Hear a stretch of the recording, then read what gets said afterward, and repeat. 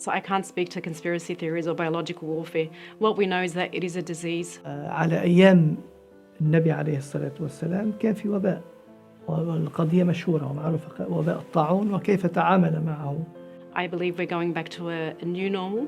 I'm not sure that things would be as they were before the pandemic, but that is definitely a positive thing anyway. So there's wisdom in all that happens to us, and as a Muslim I can't sort of veer away from my particular beliefs. خاصة في موضوع الصحة لم يتعامل إلا بالطرق الصحيحة. People often ask me about COVID-19. Is it a punishment or is it a test?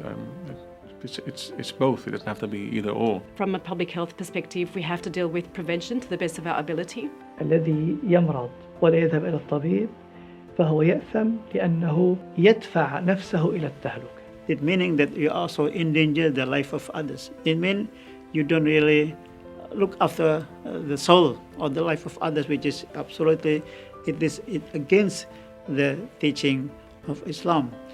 Shall we seek treatment or shall we rely purely on Allah subhanahu wa ta'ala and have tawakkul? والنبي صلى الله عليه وسلم يقول لا ضرر ولا ضرار. لا تلقوا بأيديكم إلى التهلكة. And the Islamic rules say dar'ul mafasid muqaddamun ala jabil masalih.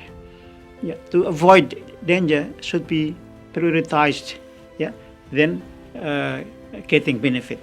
Have faith in Allah first, but we must also go to the source that Allah has provided us. And there's a beautiful story that I'll share, about Musa alayhi salam. There's different versions and narrations where he was getting pains, in his stomach. And he made dua, he went to Allah subhanahu wa ta'ala.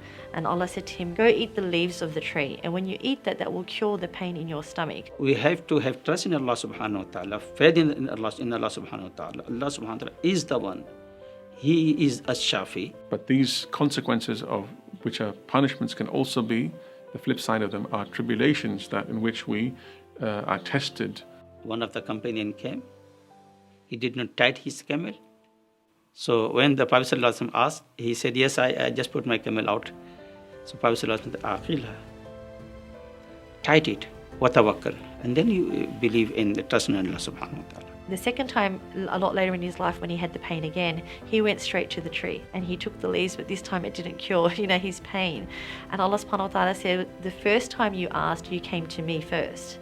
Then you went to the leaves and that obviously gave you shifa. But the second time, you forgot to ask of me. The natural Islamic response is to increase your tawakkul on Allah subhanahu wa ta'ala, who's providing the sustenance in this kind of context and situation.